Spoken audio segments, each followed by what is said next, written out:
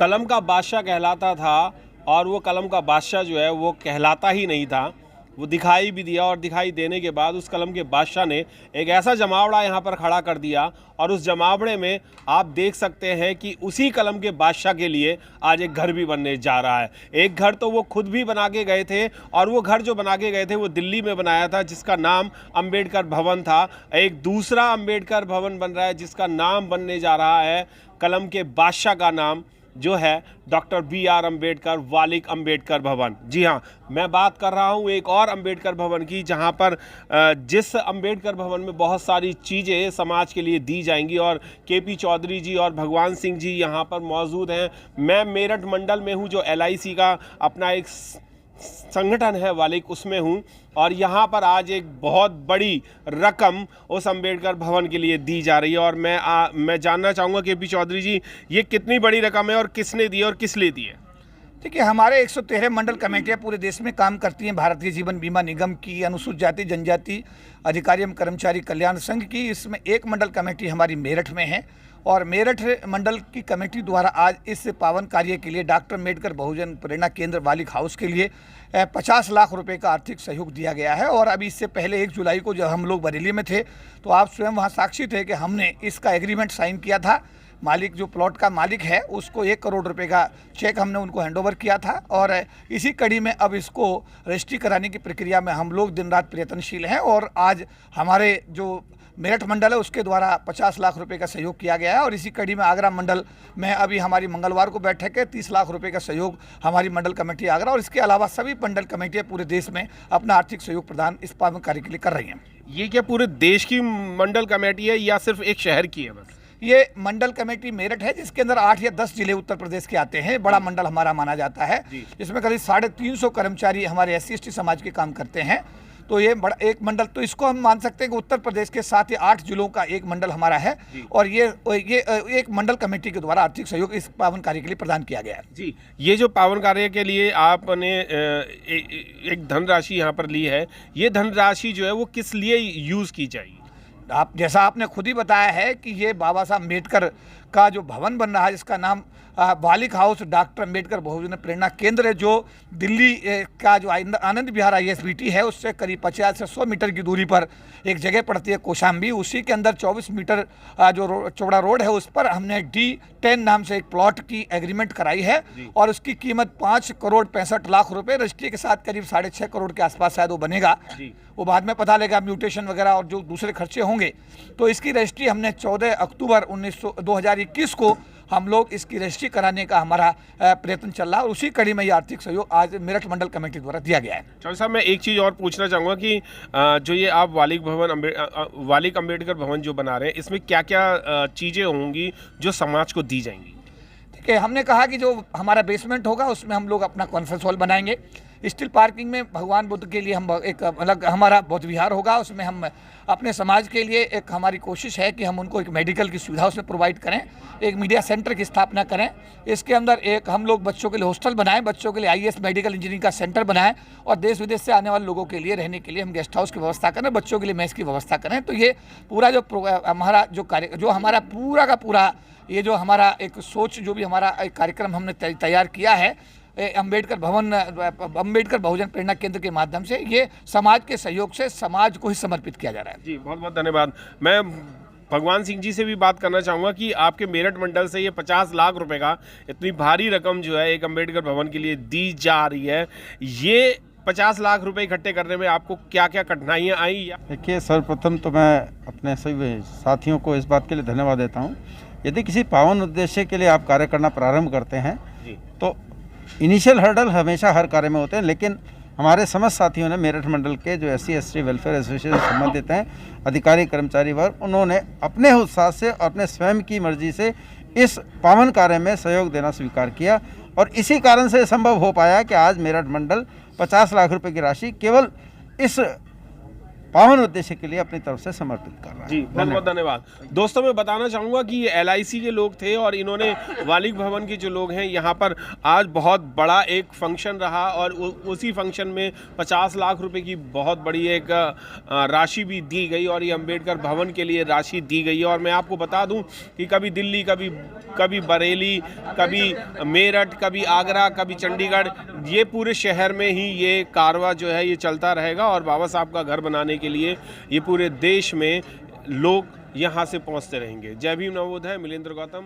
निशा जी के साथ। मैं आज बहुत ही कृतज्ञ हूँ इस बात का, जब हमारे एजेएम साहब ने थोड़ी देर पहले ये कहा था, अरे वो रह गए, उन्हें भी बुला लो, वो रह गए। मैं कह रहा हूँ कोई इतना बड़ा पदाधिकारी ये भी ख्याल रखते होंगे को वो रह गए। साहब की पहल के बाद आज हम इस मुकाम पे पहुंचे हैं, तो चौधरी साहब की इस पहल के बाद हमारी पीढ़ियां, हमारे बच्चे उस मुकाम को देखेंगे जिसकी हम कल्पना नहीं कर सकते। क्योंकि साथियों, किसी भी काम को करने के लिए दो चीजें महत्वपूर्ण होती हैं, दृष्टि और दृष्टिकोण। दृष्टि हमें दिखाती है वो जो हम देखना चाहते हैं, लेकिन दृष्टिकोण वो होता है जिससे हम आगे की सोचते हैं या जो हम एक्चुअल देखना चाहते हैं। अनिल चौधरी जी ने कम से कम 10 बार रिपीट किया इस बात कि किसी पे दबाव नहीं डालना। यदि आप अपनी खुशी से कोई कार्य करेंगे तो आप बेहतरीन से बेहतरीन प्रदर्शन करेंगे। मिशन लेकर के चल रहे हैं बाबा साहब अम्बेडकर की याद में एक जो भवन निर्माण की बात चल रही है, उसका उद्देश्य क्या? उस उद्देश्य से हो सकता है डायरेक्टली मुझे फायदा ना हो, लेकिन ये भी मन में शंका आती है मुझे व्यक्तिगत हो सकता है स्तर पे, क्योंकि आप में से आधे लोग तो सोच रहे होंगे कि मेरे बच्चे तो सेटल हो चुके हैं, अब मुझे तो शायद इस भवन की आवश्यकता ही नहीं पड़ेगी। लेकिन क्या आपका जीवन केवल अपने और अपने परिवार से ही जुड़ा हुआ है क्या? समाज आपका नहीं है क्या? क्या हमारे जितने हमारे नाते रिश्तेदार जिनको भाई बहन हम मानते हैं, क्या वो उस मुकाम पे हैं जिस पे आप जो आज कामयाबी के स्तर पे आप बैठे? ऐसा है क्या? आप अपने आसपास देख लीजिए, आप ही के परिवार में, मेरे परिवार में कुछ हमारे नाते रिश्तेदार इस तरह के होंगे जिनके बच्चे आज भी जो है वो अपने जीवन यापन के लिए लड़ रहे हैं। यदि किसी को सक्सेस मिलनी है तो यह जरूरी नहीं है कि वो मेरा ही भाई हो, मेरा ही बच्चा हो, मेरा ही भतीजा हो। तो क्या यह खुशी आप उस समय महसूस नहीं करते जब आपके समाज का या हमारे समाज का कोई व्यक्ति या बच्चा जो हमें तरक्की करके उस मुकाम को हासिल कर लेता?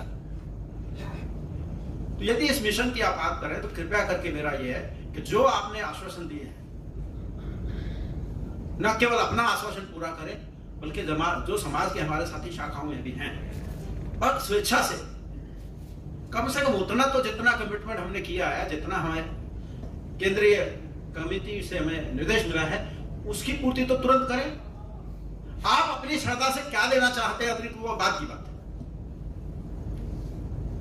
मैं ज्यादा तो नहीं, 3% की बात थी तो मैंने जैसे मैं दिया उस समय दे दिया था, लेकिन उतना ही मैं जो है 3% की बजाय मैं 6% अपनी बेटी देना चाहता हूं। हर संभव सहायता होगी, पहले भी करते रहे, आगे भी करते रहेंगे। मेरी तरफ से माननीय केपी चौधरी साहब को और पूरी टीम को बहुत बहुत शुभकामनाएं, और इस पूरे मिशन में हम सब आपके साथ हैं, टीम मेरठ आपके साथ है। जय भीम। भारतीय जीवन बीमा निगम के अनुसूचित जाति जनजाति बुद्धिस्ट फेडरेशन के इस महत्वपूर्ण कार्यक्रम के ऐसे सम्मानित मुख्य अतिथि जिन्होंने इस देश में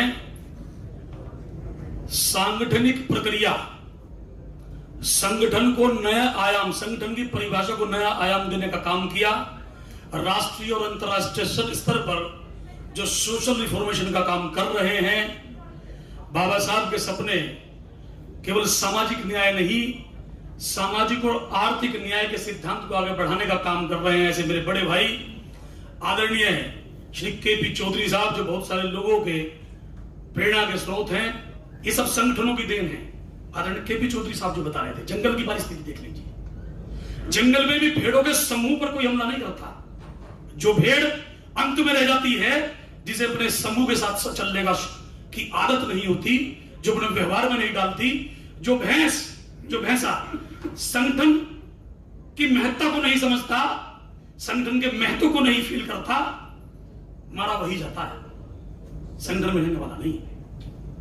आप इस समझने का प्रयास हमेशा कीजिएगा और बच्चों को सिखाइएगा। बच्चों को सिखाने की आवश्यकता है। 25 करोड़ का प्रोजेक्ट है, एग्रीमेंट हो चुका है, 1 करोड़ रुपया ट्रांसफर हो चुका है, 5 करोड़ 65 लाख रुपए में सौदा हुआ है रजिस्ट्री के साथ में, 6.5 करोड़ के आसपास तो उसका बनता है। उसके अंदर जब कंस्ट्रक्शन शुरू होगा तो पैसा लगेगा। नहीं, ये बात सही गलत है? अब मैं क्या सोचता, बिरादरी की चौपाल हुई, तय हुआ कि रात के अंधेरे में उधर एक ड्रम रखा जाएगा, ड्रम में सब लोग 1-1 गिलास दूध डालेंगे, जब ड्रम भर जाएगा तो सुबह को खीर बनाई जाएगी और पूरी बिरादरी खीर बैठकर खाएगी। चौधरी साहब दिमाग लगाते हैं कि यार सभी दूध डालेंगे, अगर तू पानी डाल देगा तो क्या पता लगेगा।